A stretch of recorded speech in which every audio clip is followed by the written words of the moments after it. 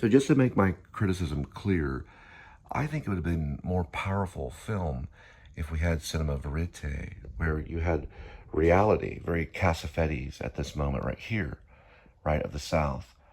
Then later go into the paintings, later go into this color code and mix the two. It's more experimental. And I think it would have been far more powerful. And, you know, even have the camera moving all kind of crazy and all that stuff during these scenes. And then when it went into her story or went into her fiction, then it became still very Lynchian almost. You know, if you wouldn't use the word Lynchian, which he has a little bit of that Lynchian quality because of the darkness and stuff, you know, Blue Velvet kind of thing. But mix the two, so you have the writer writing and typing, and you're hearing everything, almost like if you use Cassavetes to get all of the Flannery O'Conner stuff, then you mixed into Lynch whenever she was writing her story, or we see her story, when we see the fiction come alive, which this is her real life here. That's Flannery coming from a cocktail party and feeling bad about it and running into this love interest. So this is nice. It's like a painting, but save that for her stories, because life is not a painting. Life is kind of gross and ugly, where fiction is the painting and the beauty. You can mix those two. It's still active. I'm only at 54 minutes. It's a long film, but I'm still going to watch it, and I do like it. It has got my attention. I just have a critical analysis about how those two realities were juxtaposed, or how those two realities were presented. You have fiction and you have reality. Fiction is sometimes very beautiful and hard to take in, while reality sometimes is ugly and hard to live with. All right, so this is also interesting, which I do kind of like now that I've gone forward with it. So there's a moment of surreality from the point of view of Flannery. Now, I don't know if it's going to let me do this, but look at the drastic difference in color code between that, and that's her seeing these people in a kitchen drinking. Okay, I also need to find out some information on what year this was. But that is almost like a blast. If you go to iMovie, it's called Blast or similar. See how there's fading on the corner? So she's going to walk into the shot, and it's like a circle right here. She's witnessing people drinking, like sinning, you could say. She was a devout Catholic, so she's almost hallucinating, and we're seeing her hallucinations. Or the director is helping the audience feel how she would feel, and everything. Look, the major drastic in color code. And then it goes to this moment, which is very strange. And everything becomes almost kind of like a painting in her life. See this right here too, is like a painting right here. It easily could be a painting, right? She starts seeing paintings almost. And then she'll see it again here with the cat. Watch this. Well, then that's a different type of cat. There's another cat that comes in, see right here, and they're frozen. So he's using these, he's using surreality, or surrealism, almost to a certain extent. Like her life starts to become a dream. So I like this idea. And the American Splendor, have you ever seen American Splendor about Harvey Pekar? They did a lot of that too. I don't know the director on that one. It's not Ethan Hawke, but see American Splendor about Harvey Pekar. There's a lot of like moments of almost cartoons that arise. This isn't going to have cartoons, but it has like an altered reality, you know, her seeing these things that are very strange. You could still done it with not verisimilitude. What's it called? Cinema verite. You could still have done it with that by just changing behavior, kind of like how Cassavetes did it with Woman Under the Influence. He took their behavior and he made their behavior almost surreal, to a certain, where it was so hyper real and it was so crazy, you know, that it was like almost surreal, even though the reality, what we were looking at, was still consistent. The reality starts to shift. So we go into like a dream. I would say that it's a very brave film, and to attack or to even try to reveal Flannery O'Conner is a task in itself. I do like Blaze better, but it's pretty dang good. So it's not bad at all. It probably will make my honorable mention. So I know Blaze did.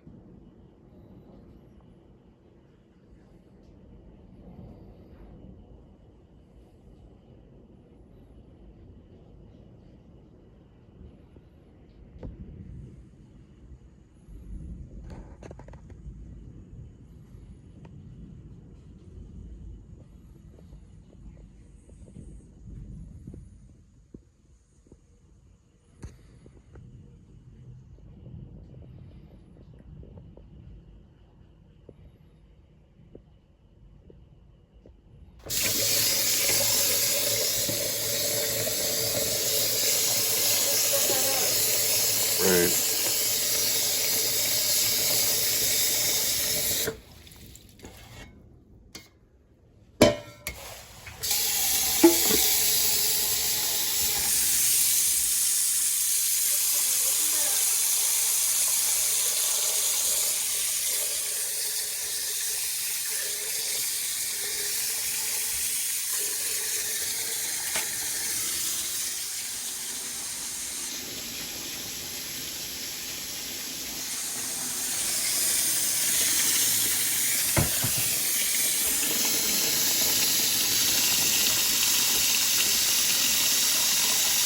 All right, we're good.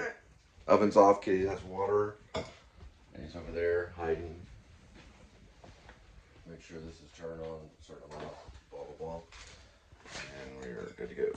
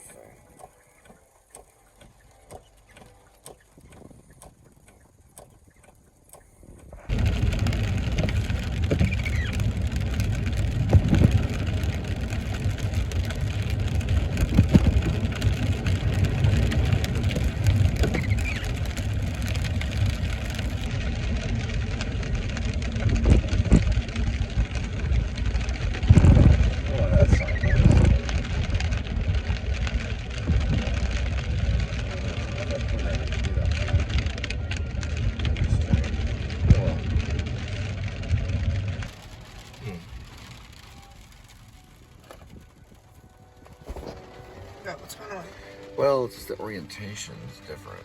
I don't know if that makes much of a difference. I don't think that does anything to it. And that's on that one. There's a few things I need to do to it. It's,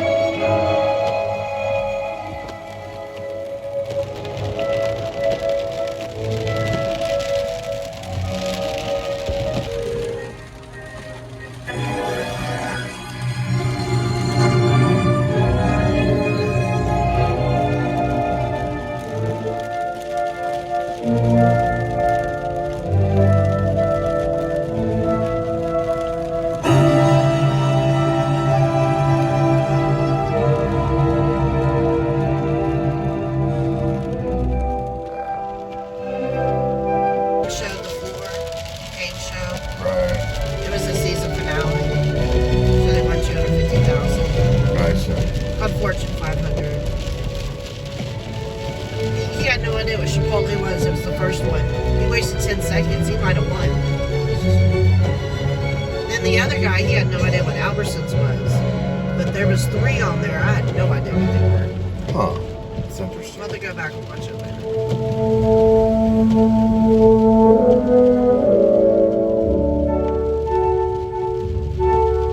Overachievers are.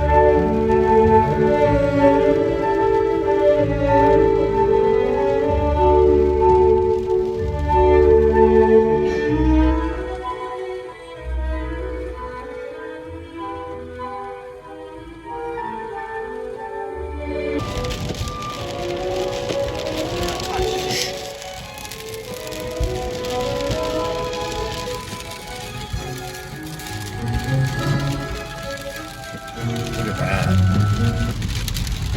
My goodness. Weren't they working on that? Yeah, it's all tore up. Goodness gracious. They had, what, maybe 50 trucks all out here the other night. Goodness gracious. Yeah, at nighttime that becomes nothing but work trucks. I don't know what they're doing. All this is tore up completely. This is probably new.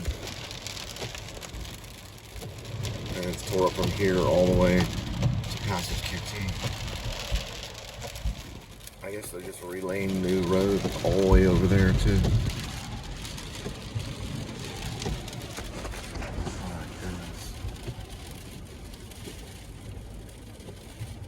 That road is incredibly tore up.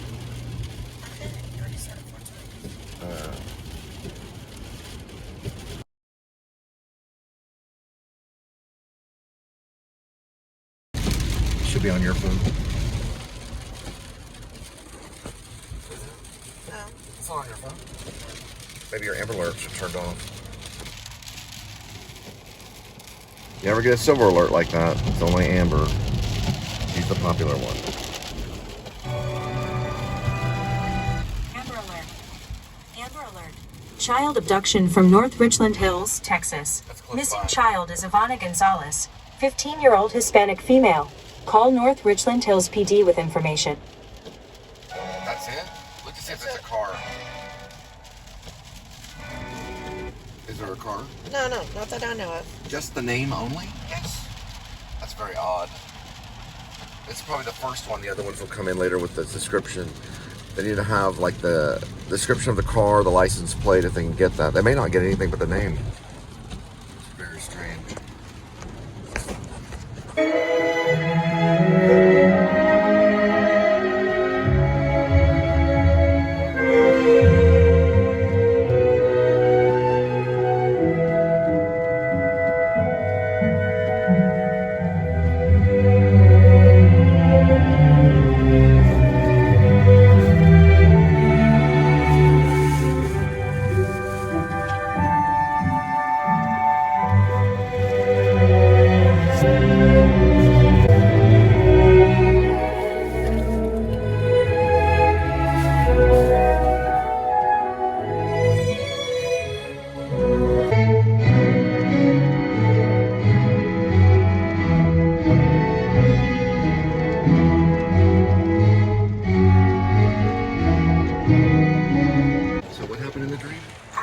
Some lady or something was removing something from my back or something, or putting something.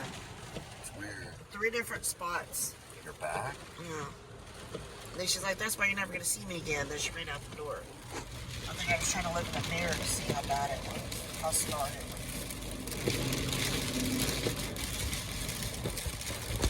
I had a weird one about the dishwasher.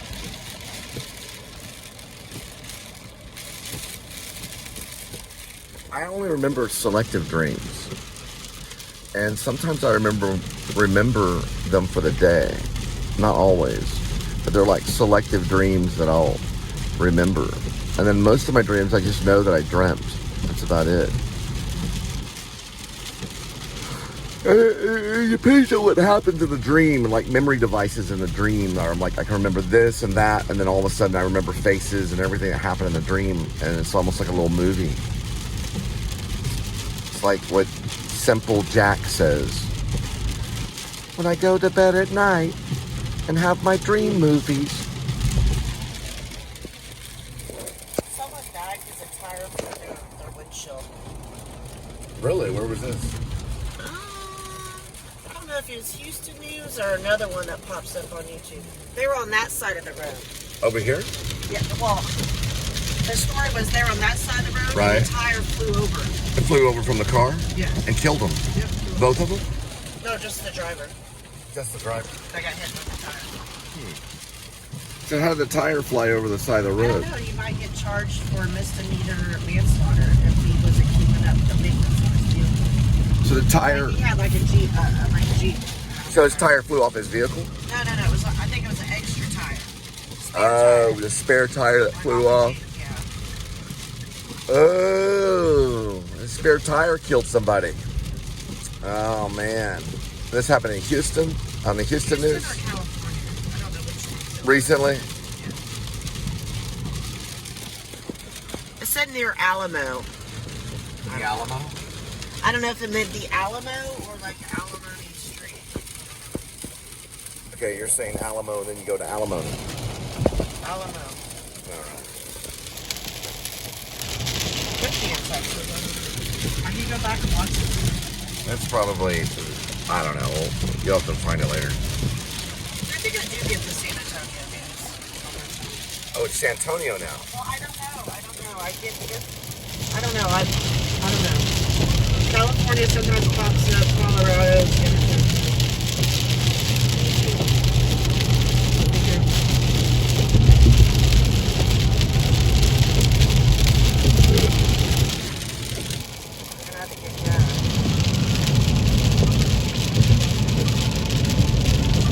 Yeah, eventually.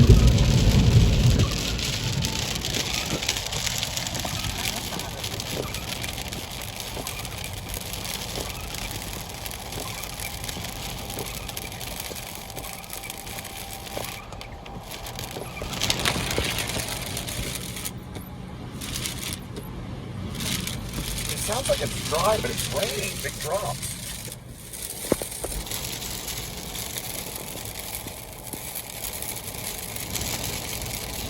Golly. All right, so you said Alta Mesa, right?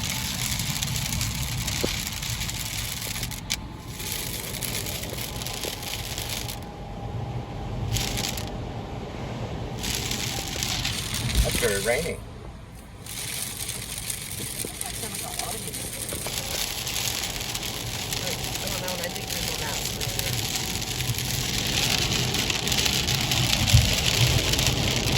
I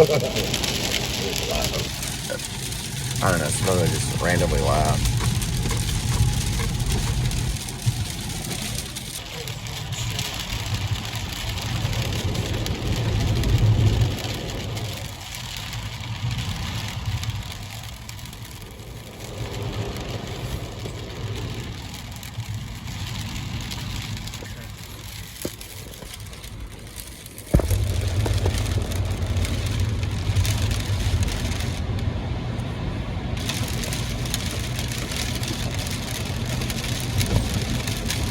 Alright, so it's not Troy.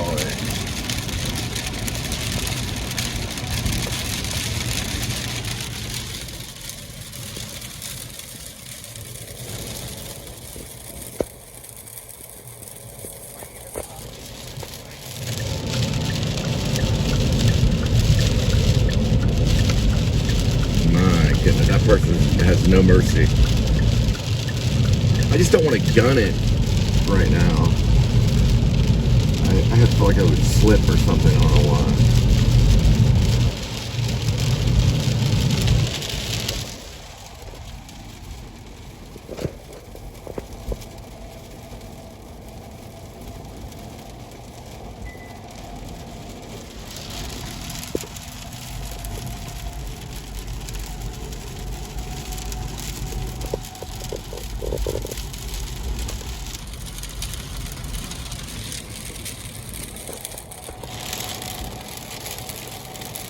Wow. See that drop? a big water drop. Rain sometimes comes down in thin little drops and sometimes really big drops.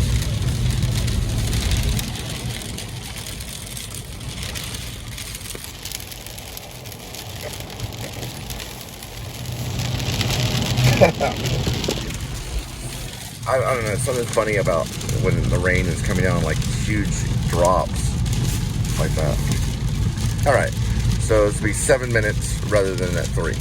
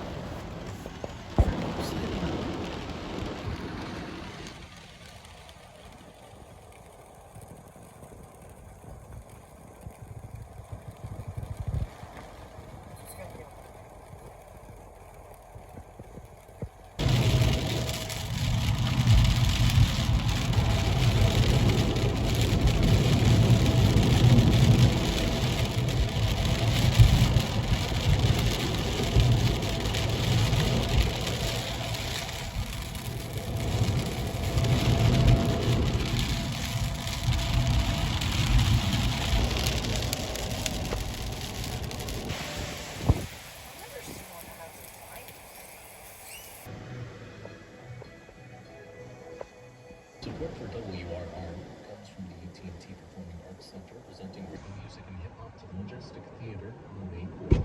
Tickets at AT&T. It's kind of weird interviewing standing. I was talking too much with my hands. You gotta watch talking with your hands. This is weird doing an interview standing neurotic up. and insane. Shakespeare talked about it too. Or he tried to. They probably didn't let him say much though. There's the good ones. This is hiring Waterburger, judges.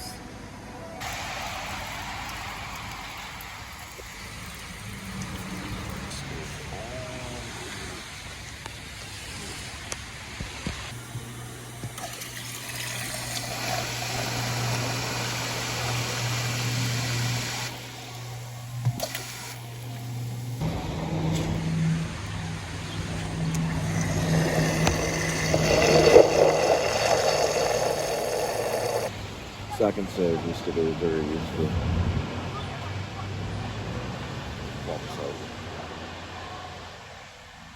Why is that car parked out there?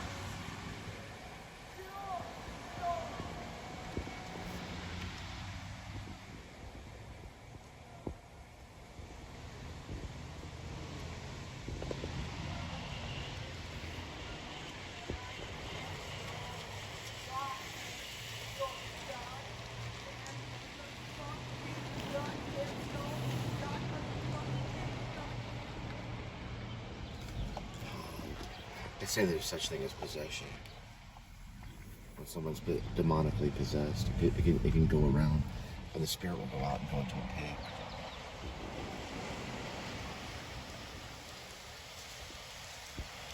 They're just sitting there. Look at that. I know, but it just doesn't make any sense. Why are they just sitting there? Oh, I forgot something. Give me a second. Did you forget? Just give me 1 second.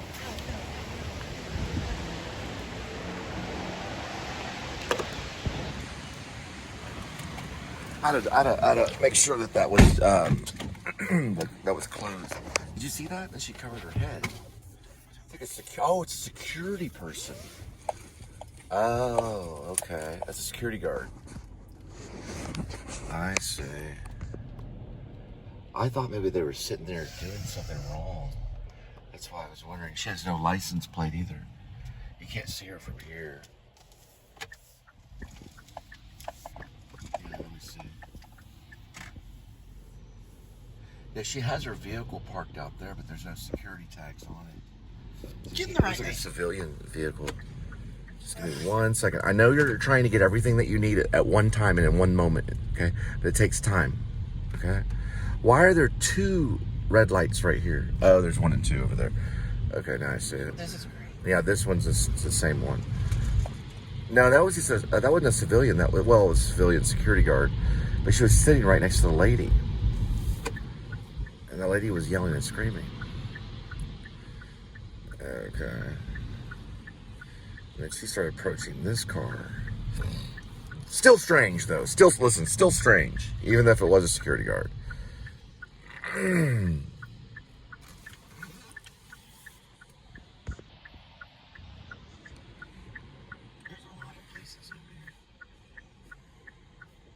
Yeah, this is the McCart area. And then they'll just slowly kind of, yeah. And they're stopping there, but then they're not either, so it's fine. No, there. All right, go. Well, if they're gonna stop. Thank you.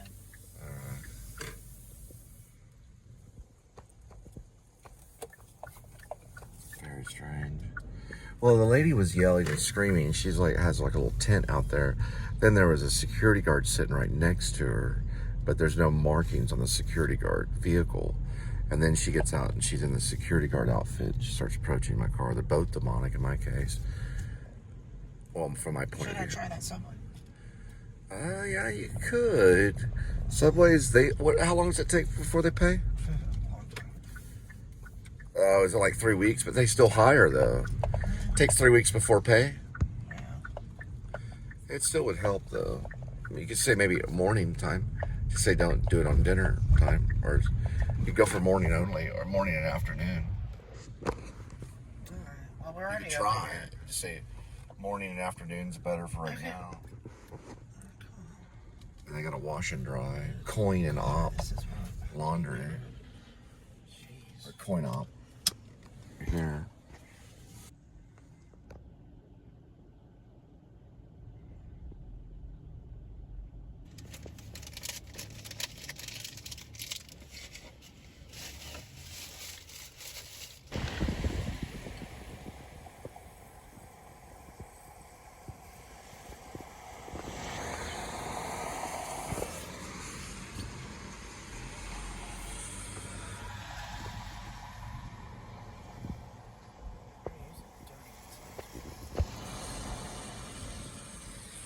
Yeah, I was once hired at a Long John Silver's that turned into a Nizza Pizza off of University. I worked there for 2 hours. I worked for Nizza Pizza for a year as a driver.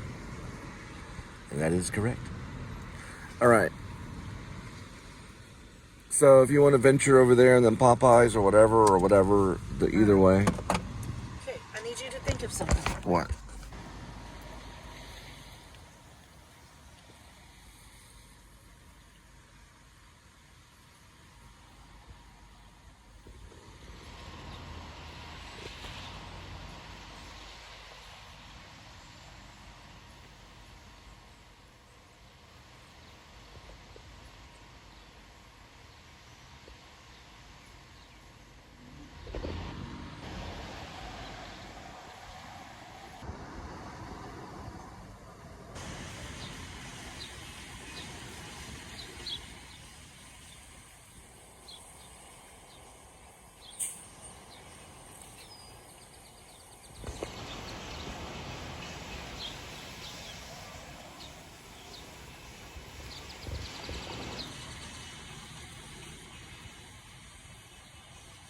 So they're having power issues.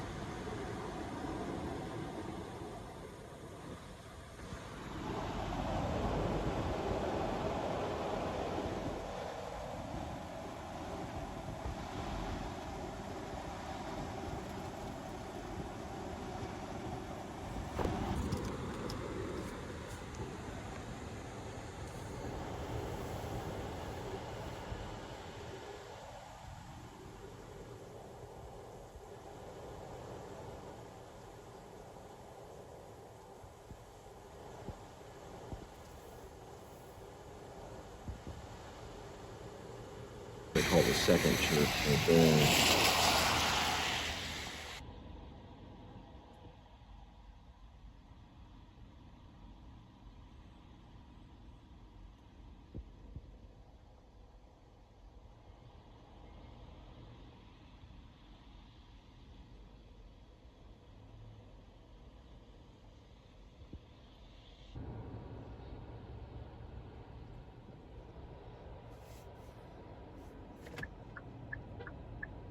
Well, what do you want me to do? I'll hit that car. You know what I mean, asshole?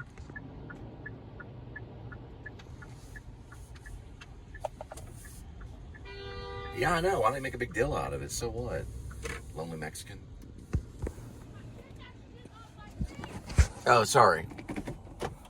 There's a guy rolling his bike right there. Tired of being filmed. The guy in the bike. I'm getting the guy in the bike. The guy on a bicycle. Let's go to Kroger and then let's turn it on. Goodness gracious. They wouldn't let me budge in half a second. Looks like a tornado hit. You can't go left, but that guy went left. I don't know. I like that. And you can't go left there and left. They really don't like left there because of this thing. I guess we'll get our tacos later. I believe you can get cigarettes here too. It's a Kroger gas thing right here.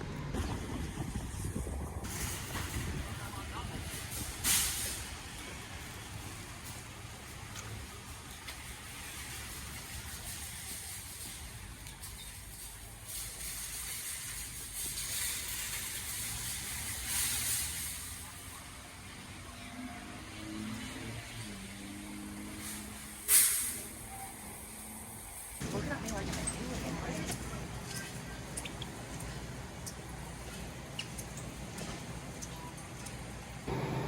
Watch this.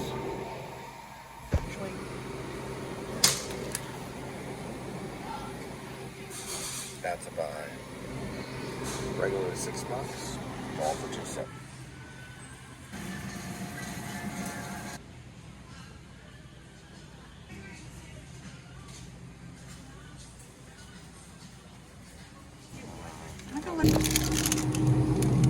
It's about an 89 cent.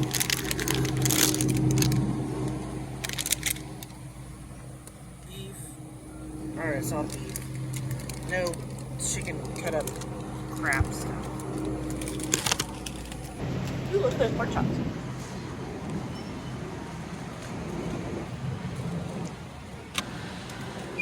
Einstein bagels, which are at Kroger, and a mix match. So, very much fun. 3 of them for $1.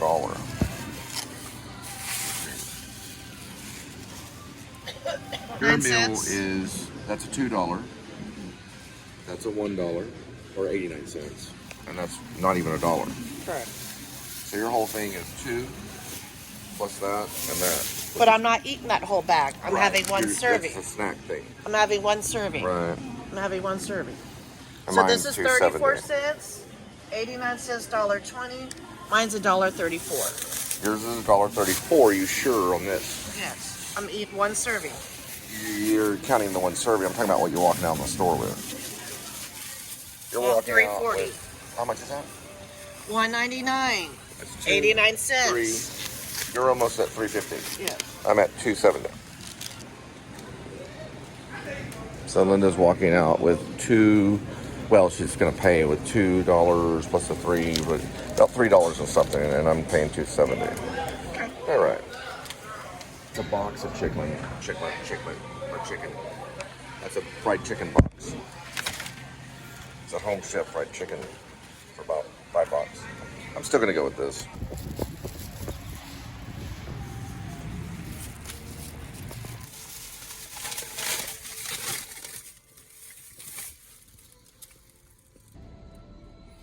What are you trying? You're trying.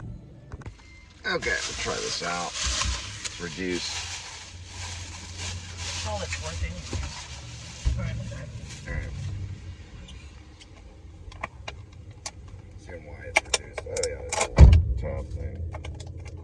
Can't be that bad.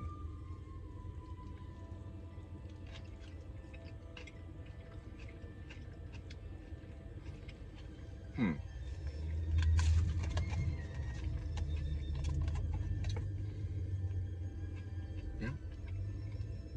doesn't expire till tomorrow. I'm just trying to get it off the shelf. I have to throw it away tomorrow by midnight. Here we go. Not bad.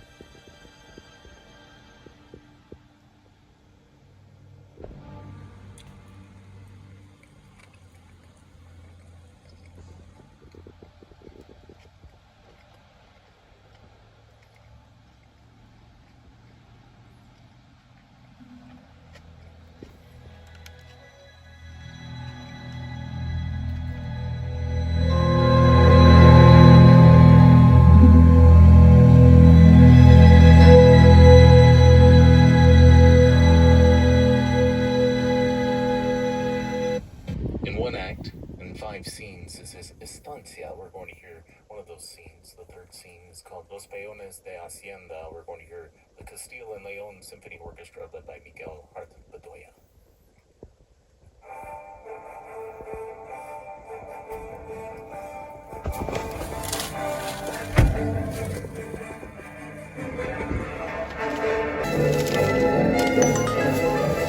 I'll go for it. Yeah, I know, so I gotta get started. Looks I'll like put a this in about 8-mile radius. Looks like a see if they're. Yes, it's a sandwich. My All right, can sister we get used to going? do that. Yeah, I know, and I know you hate Do all it. women do chip sandwiches? I don't know. Did you put mustard on it? No, not yet. We need to get But going. mustard will go on it. Yes, mustard will go on it. Very feminine. Monkey out. All right, we're headed to Dairy Queen. Fucking mustard. But it's chips and the mustard. Okay, that's fine. What kind of meat is that? Beef? Here. Oh. You got some on your phone. Watch out. No. I'm going. Look, like a school bus. Just to show a little bit of self-control.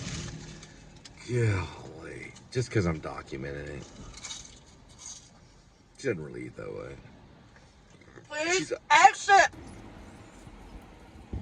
Exit. I know. You're going to get your way. Everything that you need.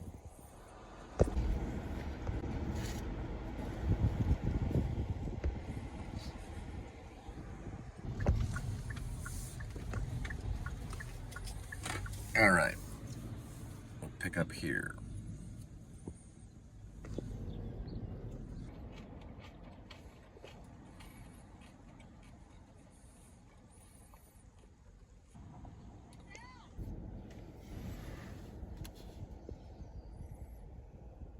Appointing a new chief this afternoon. It's a tremendous honor and privilege Oliveira is New Bedford's chief of police. for me to accept the role of police chief for this department that I am so proud of. Again, I thank you for this opportunity and look forward to working with all of you.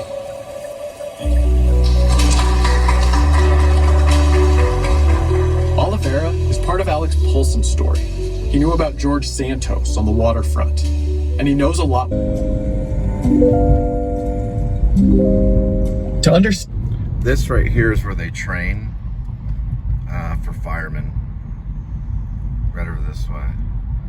Or I think they have a SWAT training here too. SWAT and firemen, I think. Or maybe just SWAT. Let me see. This might just be SWAT. They bring in tanks and stuff. They're right, well, yeah, right around here. They're not really tanks. They're like armored vehicles. I've seen them come out of here before. Now that's firemen, I think. They even burn that. You can see the burning. There's some, well, maybe not. It's just water. Never mind. Some of the buildings actually, sometimes they burn them. Mind about what he wanted to do, and that was, rising to the top of the profession. Oliveira first made a name for himself as a headline-generating drug cop. From there, he became a supervisor, then ran internal affairs. He was made deputy chief, then chief. But behind Oliveira's rise to the top, there's a dark backstory. Back then, he reached a level of invincibility where he felt like it couldn't be According to Right there by the other side of the cat, right there. See right by the red truck? You look at the cat, right there. Kind of required. Right. And in the 90s, was going sideways. Things just had gotten to the point of no control. He was a rising star, he was a patrol officer and all that stuff.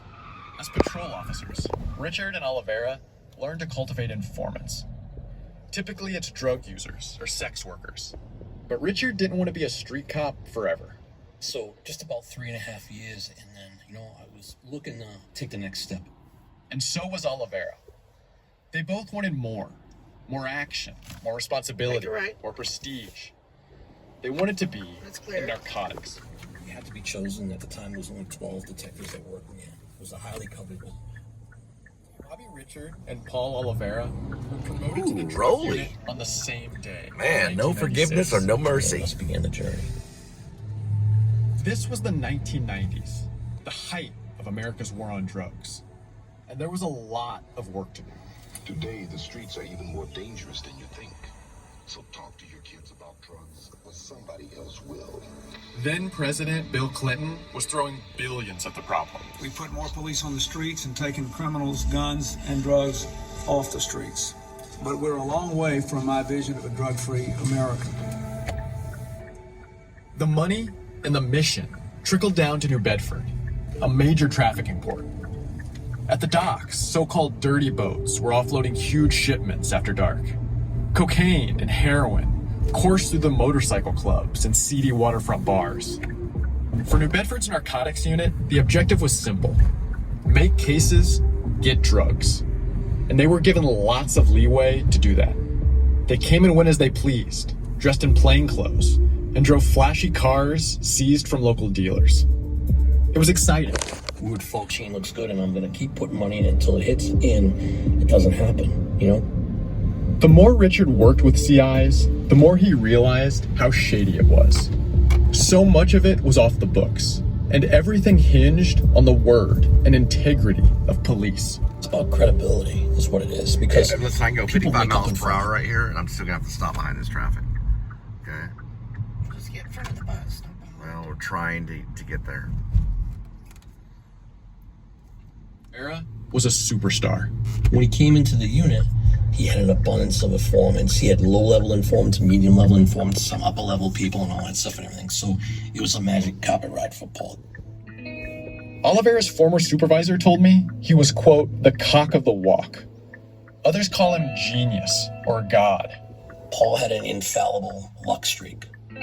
Big cases, huge numbers. He made the department and himself look good. I compare it to, going out and hit a home run every time you're at the plate. You stand there and you swing, and every ball's going over the fence. The sheer joy of it, knowing that you're going to be able to do that, but also everything else that goes on around you. You're rounding the bases, and everybody's clapping for you, and the announcers are talking about you, and it's on the highlight reels and all that stuff. And I remember the boss used to have a reference to Paul. He's like, he's the winning horse. He's winning all the races right now. We're just going to fucking ride him. We're going to ride him. Fucking everybody jump on. We're just going to ride him. Everyone benefited, including Richard. He certainly took advantage of the fact that this guy was doing cases like crazy and bringing in numbers and bringing in money and bringing in, positive media and all that stuff and everything. It was just a win-win. But there was a It's a guy that the Mexicans put on meth. wonder. How was Oliveira doing all this? To stick with the baseball analogy, This guy would go out and hit a home run every time. No, It's that just was a white impossible, man that Mexicans right? put on meth. Until people figured out how and why and what was taking place. Yeah, it's a drug dealer. B56, SBB3. the secret behind Paul tattoo Oliveira's right there. unprecedented success Probably the comes into cartel. focus for Bobby Richard in the winter of 1997. I remember that the DEA had been set up on this particular house for the longest time, about 1.5 years trying to do it, and they never could do it. The house is notorious, not far from the regional airport and the home base of a high-level Colombian drug dealer. Nobody, not even federal agents, have been able to penetrate this drug operation. But Oliveira, less than 18 months into his narcotics gig, has something no one else does. An informant with direct intel about the place, which Oliveira parlays into a search warrant. Remember, Paul doing a pre-raid briefing for this house. Maybe a holy crisis is this place, you know what I mean? The raid goes down on a brisk December day, a week before Christmas. We did it in the afternoon. I remember it was like noontime, 1 o'clock and all that stuff. The plan was to wait for the guy to leave the house. Oliveira's informant says the drugs are hidden in the kitchen, in the range hood from his informant. There was more cocaine in the house. The detectives had missed it. So it ended up that the kilos were up in the attic. The informant told Oliveira that he went up there to get the rest. And they bundled them up, put them in a garbage bag, and brought them down the end of the dead-end street and threw them in the woods. Oliveira then drove back to the house and found the drugs. And that's how this bust right here. It's went not from the good same as the to Chevron, historic. but it's connected. Oliveira's informant delivered big time. The bust was a record haul for New Bedford police.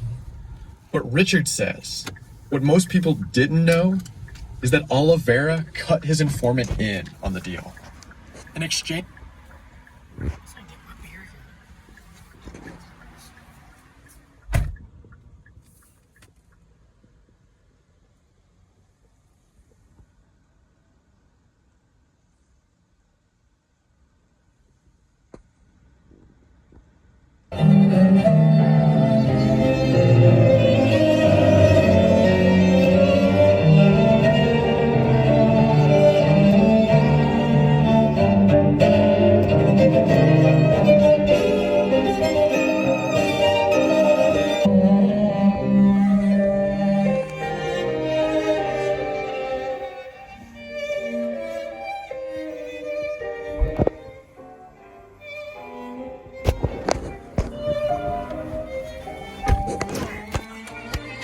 Just took a while to get here.